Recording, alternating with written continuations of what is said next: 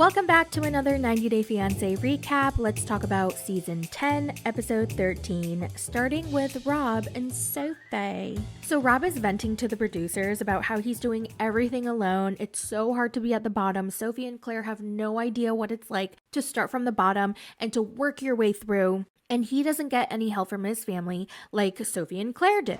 I don't got no roommate. I don't got no parents helping me out. I don't got nothing. I'm just doing it on my own. I mean, I feel like we got a little vulnerability from Rob in this episode when he was saying how he was working on bettering his life and how he's not satisfied with where he is right now. And he was like, but it takes time and I'm working on it. So, I mean, that was fair, right? Although he doesn't have a job, so I don't really know how he's working on it, but I don't know, he's saying he's working on it. And I kind of had to take a step back and look at this whole entire situation from an outsider, you know, not knowing what's going on in 90 Day with Rob and Sophie. And it is kind of messed up for Sophie and her mom to like come in and shame him for the way he's living when they knew all along how he was living. Like when I make fun of his apartment and talk about how he doesn't have a bathroom and his studio is a piece of crap and he doesn't even have a kitchen, I feel like an asshole and I sound incredibly classist without any context. If somebody or anybody is listening to me, like I sound like a horrible person. It's just easier to make fun of him because he's a miserable jerk. But without all that context, it is a horrible thing to make fun of where somebody lives. So I think I'm going to like stop doing that because I just kind of had that thought. But anyway, Sophie feels like he's very jealous of her upbringing because he constantly talks about how he had it so hard and she has it so easy and she doesn't even know how lucky she is. And she's afraid that he might hold a little resentment that, you know, life was so hard for him. Who knows? It could be true. Maybe it's not. I don't know. I don't really care. I just love how Sophie's so unbothered because Claire's like, oh my God, I'm going to punch him in the face if he doesn't shut up, rub the knob. And Sophie's like, just ignore him. Like, just stop. Just like, whatever, speak over him. Rob the knob is outside. He's pouting. And then Sophie and her mom walk out and her mom apologizes to him for raising her voice. I'm not trying to be disrespectful. Listen, I apologise if it pissed you off what I was saying. I'm not gonna take back what I said. I apologise that I raised my voice with you. So let's just leave it at that for now. And she's like, but I want Sophie to stay with me tonight. And he's like, okay. And that's where things end. It feels like Sophie's not on my team. She's gonna go stay the night with her mom now after we just had this huge argument. But it seems like in the next episode, she might break up with him. Like, she's like, this isn't what I signed up for. I don't see him changing. So I don't really know if I want this to be my future. I think she finally has her like aha moment. And yeah, she's probably going to break up with him because I'm pretty like 99.99999% sure that they're not together right now in real time. Let's move on to Ashley and Manuel. Yeah. So remember how Ashley stepped away when Manuel called her selfish and she was like so pissed off that he wasn't realizing or recognizing, acknowledging everything that she was doing for him. So she gets a chance to cool off. She comes back to the table and she has to drop off his friend at the airport. So she and Jonathan start walking out of the cafe and she tells Manuel, you either come with me or you can just stay. It's up to you. And Manuel's like, fine, I'm going to stay. Okay, you can just come pick me up when you're done. And she's like, oh my God, this child, you hurt my feelings. Do you not understand that? And he goes, think whatever you want. You're crazy. And he's acting like an absolute douche. Now the friend is awkwardly in the middle. Like he's like, can y'all fight after I catch my flight, please? I felt so bad for him. And I don't know what happened. I hear the friend saying, come on, just make up, please. And then all of a sudden they're kissing and making up. And Manuel's like, come on, babe, I don't want to fight with you. And she goes, oh, all right, Manuel, just come here, follow me. And they walk back into the cafe. Jonathan is standing outside in the parking lot alone, like awkward. What is happening? Where are you guys going? Where are you leaving me? And they go back into the cafe. They go inside the bathroom and they bang. And we get all the sound effects.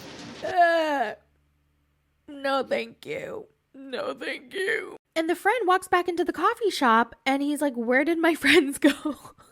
So poor Jonathan sits back at the table waiting for his friends who magically disappear to reappear. And then Manuel and Ashley slowly walk out together from the bathroom and Jonathan just pretends he didn't see that. Now, it's 2 weeks until the wedding, and she meets up with her sister and her friend because I guess she's planning like a dance practice routine, a sexy dance for Manuel at the wedding because he loves when she does a sexy dance. And so they do a dance practice and then they sit down to talk, and she tells them about all of their fights. And her friend doesn't think she should get married to him. And Ashley's like, well, you know what? The good outweighs the bad. And at the end of the day, the government is making this decision for me. Because if we do not get married, then they're going to send him back. So we have no choice but to get married. And then she goes, and honestly, like, we're just going to have to figure it out. Like, oh God, I feel like a lot of people get married that way, right? When they've invested so much time and energy, they already planned the wedding and they're not getting along. They're having all these red flags and fights, but they're like, we invested too much time and money. It's like, we just have to do it and then figure it out and hope for the best. Moving on to Justin and Nikki and Justin Igor. Nikki broke a nail, so she goes to the nail salon to get it fixed. Naturally, the manicurist starts up a conversation, not that she wants to. And you know how, like, if you're in customer service and you have to, like, talk to the patient, not the patient, the client or the customer or whatever. Like, I've worked in sales, I've worked in retail, and I don't really want you to answer the questions into detail. Just give me, like, a one-word answer, okay? And we're good. So the manicurist, she's like, oh, so what brings you to Moldova?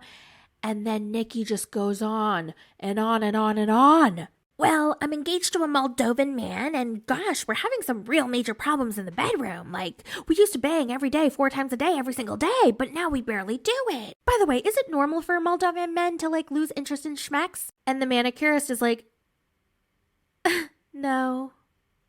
Okay, well, my fiance wants to, like, be a man, you know, he likes to take control. And is that normal for Moldovan men to be controlling and just, like, you know, be very controlling? Yes, that's Moldovan men. Yeah, everyone, all of them are very controlling. The manicurist clearly does not give a fork. She does not want to hear about Nikki Schmeck's life or anything about Nikki. But a bitch really needs someone to talk to. She has had no one to talk to this whole time she was in Moldova. So she is letting the manicurist have it. Also, yes, I did notice how Nikki was speaking, like, with an accent. Like, so do Moldovan men, like, controlling, like, very control. I was like, bitch, just talk normal, okay? Just speak normal. She can understand. Oh my God. So after her manicure, she and Justin go on, like, the swan boat riding whatever date, whatever the fuck. And after that, he brings up the threesome again, and he tries to convince her to have a threesome. He says, this is our chance to have more intimacy. Like, remember how you've been complaining about our lack of intimacy? So threesome means more schmecks. You want more schmecks, so threesome equals more schmecks. Bro, this ain't it. You are an idiot. So Nikki's like, okay, well, if we're gonna have a threesome with a girl, then we're gonna have to have a threesome with a guy. And he goes, no, absolutely not. And she's like, why not? I gotta watch you fork a girl, so, like, you should watch me get forked by a guy. And he's so stupid because he tells her, when there's another girl, I fork her. But when there's another guy, he forks you. I don't want that. Like, what? So then she goes, okay, so I have to watch you fork another girl. And then he starts laughing. And it wasn't just like, he could not control himself. He was like, Why? And she's like, I swear I'm going to smack you, Igor, if you don't stop laughing. And he goes, okay, enough. I don't have the energy for this. And she goes off, yada, yada, yada. Oh, yeah, you always do this. Oh, yeah, here you go again. Blah, blah, don't take accountability. And he's like, nope. You are a woman. I tell you what to do, and you do it. Okay? If you don't want to do it, I'm leaving. And he leaves. And she goes, yada, yada, yada. Okay, that's where things end. Here we go. Speak Act with like a little yourself. child. I don't Run care. away. Moving on to Annalie and Clayton. Okay, so Annalie's still in the bathroom crying. She still won't let him in. She's locked the door.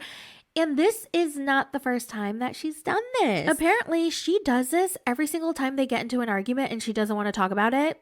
She locks herself into the bathroom and starts crying. Clayton's still outside trying to console her and he's like, please open the door. Can we please talk? And she finally opens the door and he's like, oh my God, thank God you opened the door. And she goes, I only opened it because I want you to stop talking. Damn. So they move on over to the couch. He's like, please talk to me. Please look at me. And then she looks at him and she's like, I'm so sick of this, Clayton. You don't respect my privacy. And if you keep pushing me to talk about things I don't want to talk about, I'd rather break up. What? How does that make sense? Just tell him why you won't effing tell your dad that you're getting married to him in 30 days. Like, what the hell, dude? She's pissing me the freak off. Urgh. So Clayton finally opens up to her and tells her why this is affecting him so much. He feels like she's hiding him, and in the past, his ex did the same thing, and she wouldn't tell her friends or post anything on social media about their relationship, and basically kept him a secret, and then he found out that she was cheating on him. Annalie sympathizes and she's like, oh, Clayton. And he's like, can you please at least post a picture of us? Can you at least do that? And she was like, well, I didn't post a picture this whole time because my dad doesn't know about us. Okay, so then tell him. And to my surprise, she says, all right, I want to make you happy, so I'm going to post a picture right now. What the hell just happened? I did not expect that. So they choose a picture of them together. And then she writes a very sweet caption about how much she loves him and how special he is to her. And she reads it out loud to him. And then they're both teary-eyed. And it was kind of sweet. And then she posts it. No me alcanzan las palabras para describir lo que siento por este ser tan increíble que llegó a mi vida para hacerme la chica más feliz del mundo. She makes it public. And she looked at him very differently. I don't know if anybody noticed, but for the first time, she looked at him and she didn't look like she was going to throw up or hit him. So I was like, whoa, she gave him a loving look, kind of. And I knew it right then. I was like, they're going to bang. They are going to bang. So he picks her up, carries her over to the bedroom. And the whole time he's carrying her from the living room to the bedroom, I'm like, don't drop her, don't drop her, don't drop her, don't drop her. If you drop her, you're not getting laid. Do not drop her. And I don't think he dropped her. He carried her to the bedroom and it's the morning after. And he confirms that they did it. Yes, Clayton, good job. Yep. But we didn't need to know that detail. The train finally pulled into the station and we both got off. Unless she was faking it. No, please stop talking. All right, y'all gotta let me know in the comments. Do you think Annalie faked it? Yes or no? Anyway, he's in a real good mood. He is hopping and skipping and jumping on the bed. So they go out for a bike ride. Annalie talks about how she loves San Diego and how she wishes she could live there because it's so beautiful. And Clayton's like, yeah, maybe sometime in the near future. Not right now because I can't afford for you, me, and my mom to live here. And she's like, your mom? Is Closet Mom going to follow them and live with them forever, wherever they go? I thought this was a temporary thing. I thought she was only there until she found her own place. Or I thought she was there until he got married. I don't know. Cuando Clayton menciona la posibilidad de mudarnos con su mamá a San Diego, se me para el corazón un poco. They sit down and talk about the wedding, and she talks about all the animals she wants. And honestly, I kind of tuned this part out, so I don't really know what happened. But he was like, you know what? I'm going to call my sister. I want my sister involved because she's been married 3 times. So she's a real expert at this.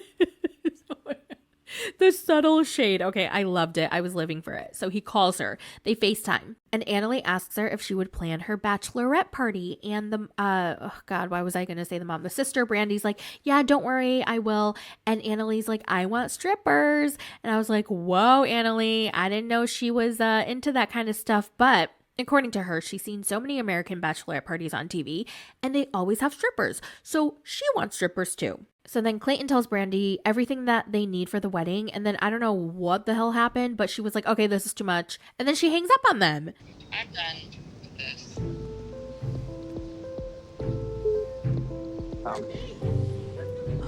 And then Annalie were both like, what? Call her back. So he calls her back and she doesn't answer.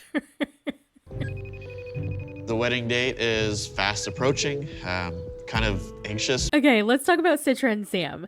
So Sam and Citra are going to go out on a date. So they head outside and find Sam's dad looking for aliens. Then he takes her to a place called Boozer's for a date, and he wants to have a drink and have a little fun before he converts. Now they both have a fruity cocktail that looks delicious, and it's Citra's first alcoholic beverage. She's like, yeah, I'm not really supposed to drink, but I guess I'll just try a little. And I was like, oh, homegirl's gonna feel tipsy real fast. They shoot some pool. There's a lot of physical chemistry between the two.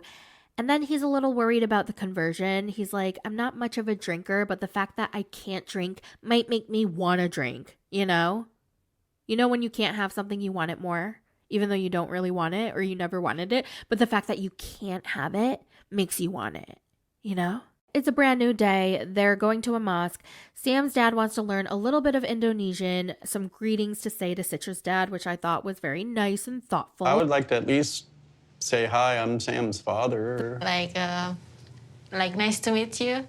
Yeah. Senang bertemu dengan Anda. Brother is there, and they're going to introduce that storyline. Probably not, because the sister didn't want to be on the show. But anyway, they go to the mosque. Sam's not really sure how this conversion is going to go because his heart's not in it. And he's only doing this for Citra. And you guys let me know in the comments on a previous video, because I had asked, is it okay to convert just to convert and to support your spouse, but not really believe in it? You're just doing it more for support. And you guys let me know that's really not allowed. That doesn't count. You have to really, truly believe. And so if that's the case, I don't know why Sam is kind of being forced to do it if his heart's not in it. What's the point? I mean, ultimately, it's just so that they can get married, right? There's 8 days left until their wedding, and Citra's family is finally in America, so they get to the airport to pick them up. She has 2 sisters who look absolutely miserable, by the way. And Sam says that they're great, but they're really mean because they point out every physical insecurity that he has and calls him Popeye. They're great, but they're kind of mean girls. Any physical insecurities I have, Citra's sisters are quick to point out, call me Popeye. Say it behind his back. Don't say it to his face. Sam finally meets her dad, and the dad's pretty nice. He's very friendly. He gives him a big hug with a big smile, and everything seems fine. Dad goes, so Sam, are you ready for the conversion? And Sam's like, oh yeah, I'm looking forward to it. Every Muslim I've ever met has been so kind to me, sir. Every Muslim I've met is just, they're the nicest people, and any inside struggles I've had, it's gonna help bring peace. Lastly, we have Gino and Jasmine. Okay. I gotta say, this was the happiest I've ever seen them, ever. I almost forgot about all of their horrific fights, their scary, scary fights. It's their last night in Miami, so they get ready for a dinner date because Gino planned a special night out for them. I thought she looked so pretty here. I don't know what it was. She looked so stunning, so gorgeous. I loved her more subdued natural makeup with just a very simple ponytail, no crazy extensions. It was just everything was just simple. And she wore that lime green dress that I thought it was an excellent color on her. I mean, I just couldn't stop staring at her. I was like, she's so pretty. Anyway, he brings her up to a rooftop, I think it was. It had a pool. It was the apartment or hotel pool or whatever. And there were rose petals everywhere, and she loved it. She was so happy. She was so appreciative. And it was just kind of weird to see everyone so happy. They're sitting at the dinner table. It's so romantic. The vibes are vibing. And she said, Gina, I never thought I would love somebody like you. And he goes, what do you mean, someone like me? Well, Gino, I was always attracted to very muscular men who were very fit, 6-pack, full head of hair, and they were really rich too. And you are the total opposite, and I love you, so this must be true love. I was like, what the fuck? Jasmine, shut up, okay? The way Gino was roasting Dane was sending me. He was like, oh, Dane, you like that blonde hair? And he has so many wrinkles. That guy has so many wrinkles, so many wrinkles. like, Gino. And then she tells him that she was going to start making an effort with his family because she knows how much his family means to him. And she was like, we're trying really hard not to be mad at them, not to hate them, like really try to get along with them. And he gets really emotional. He starts tearing up and she's like, wait, why are you crying? And he's like, like he cannot, the tears are just streaming down his face, uncontrollable. I thought he was very, very touched in that moment. Then he goes, okay, Jasmine, you just wait right here. I have a surprise for you. And so he runs away behind a bush. He has like this bag with a ring box inside of it. He takes the ring box out of the bag and he re-proposes to her with a diamond ring. Bling, bling. It's a beautiful ring. It's a real diamond. He's like, it's Finally, a real diamond, Jasmine. and she's so speechless. She's bawling her eyes out. She's like, this is why I love you, Gino. This is exactly what I wanted. And yeah, she's flashing a real bling bling diamond ring. It's very beautiful. And she tells him, you know what, for getting me this real diamond ring, I'm gonna blank your blank. And you guys can fill in the blanks because I don't really know what she said. The morning after, they're packing up their things. It's time to go back to Michigan. But she needs to get something off her chest. She still hasn't told him that her ex, Dan, paid $2,000 for her butt implants. So she finally tells him, she's like, okay, you know how you gave me $4,000 for a wedding dress, which I'm shocked about. I cannot believe Gino gave her $4,000 for a wedding dress. I thought he would give her like $400, not $4,000. Wow. Okay, so she was like, yeah, you gave me $4,000 for a wedding dress.